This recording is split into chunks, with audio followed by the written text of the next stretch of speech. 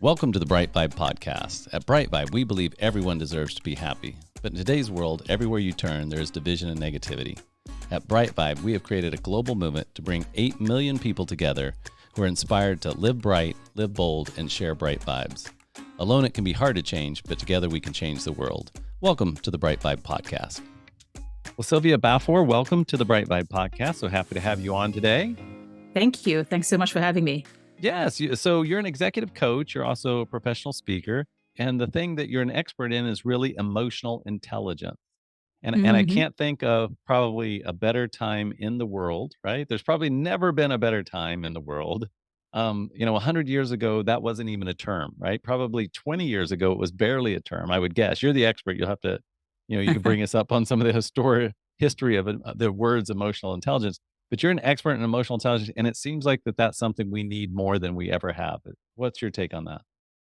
Yeah, I mean, I think we can all agree that besides having gone through 2-3 years of really turmoil and disruption with the pandemic and all of that, and now with all the global strife that's happening around the world, I think the idea of being more mindful about the way we're moving through this world has never mattered more, and we're still polarized and we've almost forgotten how to agree to disagree, right? How to have people in our circles who don't think like us, don't look like us, don't believe that what we believe, and still can feel seen and valued, in those spaces. And I think it's important for us to find a way to get back to that, because on a human level, that's fundamentally what we need, right? We're hardwired for connection, and emotional intelligence is the skill set that allows us to form those meaningful connections that we all crave to have more of, And that term is used all the time. I mean, anybody who's in leadership or anybody who's in business or anybody who's in the world right now has heard the term emotional intelligence. How would you define emotional intelligence? Yeah, it's a question I often get, Matt, that, and I like to just break it down simply. And I say simply, how aware are you of your emotions at any given moment of the day? And how much do you care about the impact your emotions are having on you and the people around you? So to me, that's emotional intelligence in a nutshell. How aware are you of your emotions? And how much do you care about the impact those emotions have on you and the people around you? Mm-hmm. And so I've been doing actually, I moved to Asheville, North Carolina, which is new for me. I lived in Kansas for 45 years, something like this, Oh, wow. 45 years, and then I love Asheville. Oh, do you? Yes, it's Yeah. new for us. So my family relocated my family, and really it was a lifestyle thing. But I say that to say that every day I start my day off hiking, or almost every day, I spend my first hour hiking in the woods. And as I do that, I contemplate on a lot of things, right? So I've got time and I'm by myself, so I can think. And I've really noticed in myself, and as I reflect, my experience of other people, that every decision that we ever make or every aspiration that we ever have is always tied to an emotion. There's some feeling, that I'm trying to get from that thing. For me, hiking, I'm trying to get a sense of peace or a sense of connection. The move to Asheville, similarly that. So I don't know that there's I don't think that there's any decision, I don't care how minor or how major, that from the food we buy to the things we watch, that's not driven by some almost craving for some sense of a feeling. And I know, and maybe, emotion and feeling, I think, are kind of cousins here, or maybe two sides of the same coin. But it's like, if I really think about my life, everything I do from the minute I wake up, it's trying to get a feeling. And then it's tied to emotion. And if I'm not careful, and certainly feel free to analyze me. That's what I love. I get to do these podcasts and people come on and tell me how screwed up I am. And I love that. But for free. yeah, for free. Right. Well, sort of, yes. Yeah. But it seems like that there's almost this, as a society as a whole, now I'll go a little brighter. It seems like there's almost this insatiable appetite to feel things, so to feel something, to feel more confident, more certain, more popular, more loved, more accepted. And it's driving social media. It's driving everywhere I look. It's like, it's so what's my relationship with emotion, and what's my relationship with the feeling is what I've been contemplating lately. But I'm not the expert. I'm just a guy walking in the woods. So what's your thoughts? I mean, I think you hit the nail on the head, right? That everything we do is because of a feeling we desire to have, and whether we're conscious of it or not, right? And Mhm. it's also, Matt, the reason why when people leaders tell people to leave emotions at the door, right? This it's just it's foolish, right? I mean, Right. we are emotional beings, and I love the way you put it, that everything we do is really in a quest to feel something. Now, I think one of the things that's important for us to always try to differentiate is the idea that we are not our emotions, right? This Mhm. separation between what we feel and who we are, Right. so that when we get to, and it's part of the reason I really shy away from using the term negative emotions, sort of Mhm. categorizing them as negative and positive, because in my eyes, we anything we brand as negative, we're in a quest to escape, to get Right. away from, to detach. And yet, even those emotions, anger, fear, and sadness, Mhm. are there to teach us something. We're meant to learn from them. They help us know that we crave something else, right? And Right. so, I think it's an interesting way that you put it, because it gave me the visual that you wake up, at every moment Mhm. you are doing things to get to certain feelings. And yeah, and obviously we want more good feelings than the ones Yes. that challenge us, you know? Right. Yeah. Yeah, yeah, totally. Because I just really look at it, say, "Okay, why am I working out? Why am I doing cold plunges? Why am I walking in the woods? Why am I eating this or why am I eating that?" And almost and it's not that every second of the day I'm analyzing everything I do. It's not that, but when I stop to Mhm. think about it, it's like it's driving because I want to your point, I wanna feel these positive emotions. If I'm not feeling good, maybe I drink something with a little caffeine in it, or maybe I drink some eat a piece of chocolate or something. I'm trying Or to a glass of wine. yeah, yeah, or a glass of wine.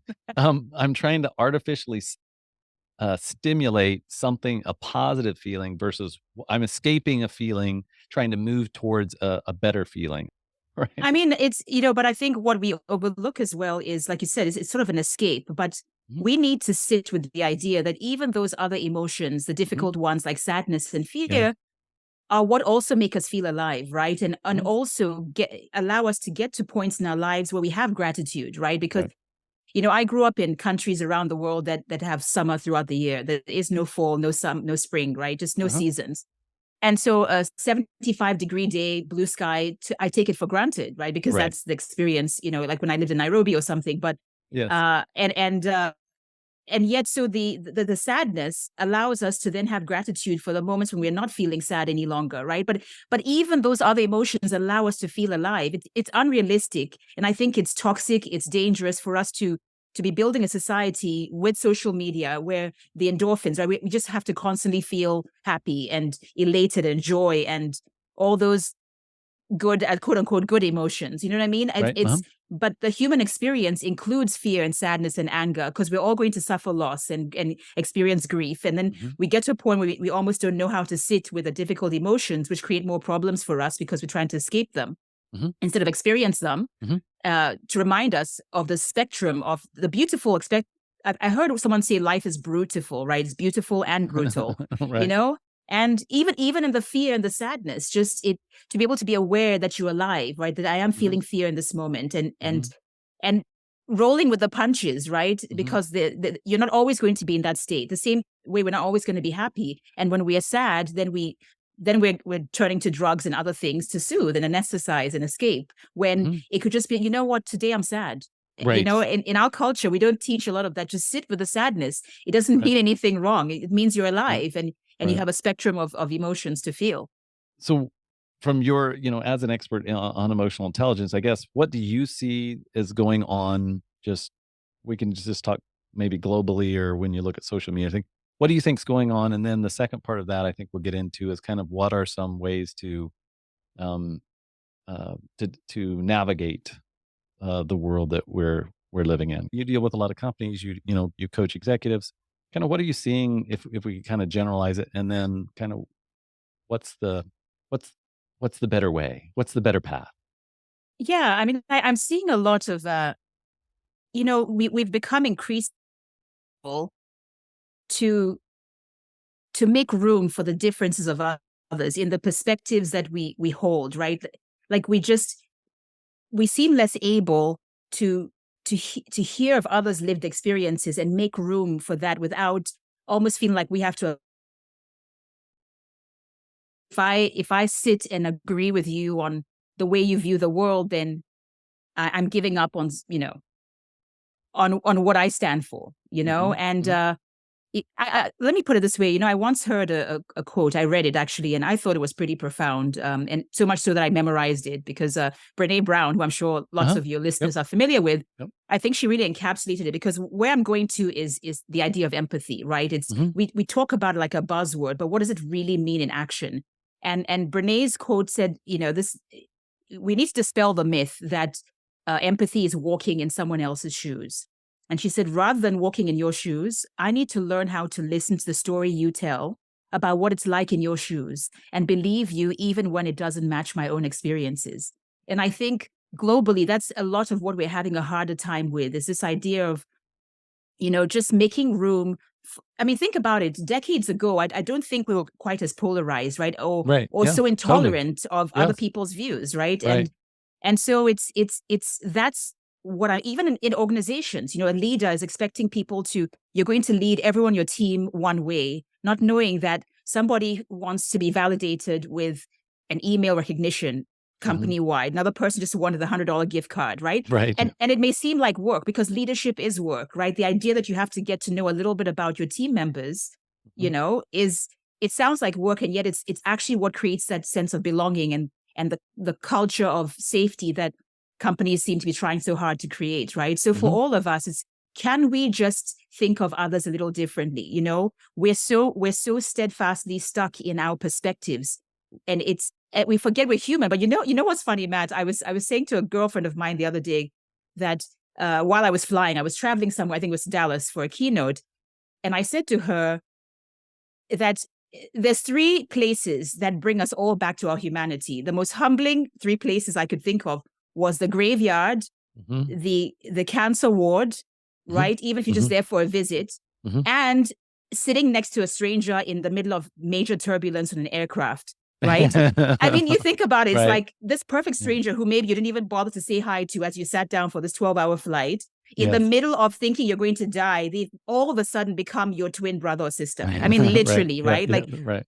you all, and I think it's for us to have these moments where we think about, can we live our lives in that space of turbulence on an airplane, Mhm, mhm. walking through a cancer ward as the visitor and not the Right. patient, Mhm, and the person visiting the cemetery to see a loved one, right? Like mhm, we always wait for these grand moments before we get back to our humanity. And I think that's what's afflicting us globally, is that we should not be waiting for those big moments to get back to remembering who we are. mhm. We all crave to feel valued and seen and feel a sense of belonging. And yet, how often are we not extending that to other people? And Right. it's just logical if more of us are making room for others to feel seen and valued, even as we disagree with them Mhm, and their positions. If more of us are doing that, guess what? We very increasingly have a world where there's much more tolerance and more and humanity, and we're not having to wait for the turbulent moments in the aircraft to mhm, remember that I could be gone at any minute, and I need to appreciate what I have. mhm. Yeah, totally. And it reminds me, I was, in Australia for a business conference, oh gosh, a long many years ago, and I ended up just happenstance, it was a global conference, and at the I was in the breakfast line or something, and, it had basically our name and the country we were from, and there was a gentleman, I think he was behind me or in front of me in the buffet line or the breakfast line, and I believe I think he was from Iraq. Yeah, he was Mm. from Iraq. He was a businessman from Iraq. And I think he either engaged or I did, I can't remember, but it was kinda like, "Hey, do you wanna just sit down and have breakfast?" He's like, "Sure." And so we sat and we had a beautiful conversation. And he was talking about how, most and this was like 15 years ago, so this was pre 9/11. There's pre a lot of stuff, but he was like, "We don't hate the general population, people don't hate Americans. That's just the government." And and I was like, really? And ultimately it came down to, he wanted to, run his business and take care of his employees. He wanted to, to love his family and have his family feel supported and safe. I mean, there was just a lot of commonality in it, even though politically, maybe, we didn't even get into politics, but, it's like, where can we find the common ground, I guess, or the common bonds to some degree, to be more human. I think it feels like we dehumanize another person because we don't agree with their opinion. All of that opinion becomes them. We color them with their opinion. And I don't agree with their opinion, so therefore I reject them as a human being. It's like, that's not that's not how this is supposed to work, right? Yeah. Yeah. Yeah. And I think even, it just speaks to the fact that maybe there's a question we can ask ourselves each morning. Like, you know, even for the people we most disagree with, what is one way I can better connect to their humanity? What is one thing I could ask them that will humanize them to me more, right? Just because you're right. You sit down with this person. It's Mhm, the reason why when people are hijacking you sometimes, well, not always the case, but when you are in danger situations, and they talk about trying your best to humanize yourself to the person who's mhm. causing you harm, Yeah. Mhm, it can make a difference. Like, oh my God, this isn't just a white face or a black face, right? right. It's like, wow, I just, she has a history and a Mhm, story. And so you're right. And I think for all of us, there's got to be a question we can ask ourselves each morning to say, what is one way that I can see more of your humanity? And mhm, then just try it every day, right? And we start to look for more of what we have in common than apart. Because you're right, we fundamentally all want the same things, and we're going mhm, about it in different ways. And we mhm, just need to make room for others to recognize that others want what we want. mhm. You know? Yes. They just, they may be going out about it a different way or through a different lens because all of us have different life experiences, right? And so as we kind of wrap up today's podcast, and thank you so much for coming on, but let's, Yeah. I like to kind of end each show with like a nugget of wisdom that's kind of a global nugget of wisdom. So if there was, from your experiences, your education, your everything you've done, everything you've navigated in life, is there one piece of wisdom that you would want impart to every human being on the face of the earth that would be like, hey, if you only know this for the rest of your life, what is this one thing that you would want people to know? Wow, that's a lot of pressure there, Matt. Of course, That's a yes. lot. This is why I don't get paid the big dollars. Yeah, yeah. Well, thankfully for me, one thing comes really to mind Yes. because Uh-huh. I try to live it out every day. And it's the idea that we all want to have meaningful and sustained connections with other human beings. So the one thing wisdom I would impart is every day and in every interaction, you want to think about how you are influencing the emotional aftertaste of your interactions, Mm, right? Every day, think about it. How can I influence the emotional aftertaste for the person at the mailbox that I was talking to? And that happens by thinking of an emotion you would love for them to feel by the time they leave your presence. So that's the nugget of wisdom is be mindful of the emotional aftertaste that you're leaving behind as you're moving through this world mhm. because it matters. It matters. Yes, it has a ripple effect, right? Yeah. Yeah, Yeah. absolutely. Well, Yeah. Sylvia, thank you so much for coming on today. I noticed I do want to talk, just mention your book. I Dare to Care is your book, and so you're an author as well. And in a nutshell, what is I Dare to Care? What is the synopsis of that book? Yeah, it's really just a challenge to all of us to say, I dare you to care about using more emotional intelligence to inspire and influence people around you, Mm, because as Jim Carrey, the comedian, once said, the effect you have on others is the most valuable currency there is. And so my book is just a call to action to say, can you be that person who's enjoyable to be around as you're moving through this world? Can you be somebody who who people think of as being emotionally intelligent, you mm. know? Yeah, Yeah, totally. And those people typically we hold fondly in our hearts. I mean, we all hopefully have those people that have high emotional intelligence, and when we're around them, we just feel better about ourselves, right? Because they're absolutely. they're more balanced and tuned in, and there's probably a part of us that aspires to be more balanced and tuned in and feel accepted. So, Yeah, and that's where the dare comes in, right? Because it's work we have to do behind the scenes to become those kinds of people as well, you know? yes, totally, Yeah, 110%. Well, Sylvia, yeah. thank you so much for coming on the Bright Vibe podcast. I certainly enjoyed having you on today. And now that you're a member of the family, anytime you'd like to come on and visit and share anything, that's happening new in your world or have some ideas that you'd love to share, I'd love to have you back on. I would love that, and it's been a privilege to be on your show, and hopefully your listeners will get some value out of it, but I hope we'll connect again very soon. Thank you for being a part of the Bright Vibe podcast. For more information, go to brightvibe.com. That's BRITE vibe, VIBE.com. Thank you for listening.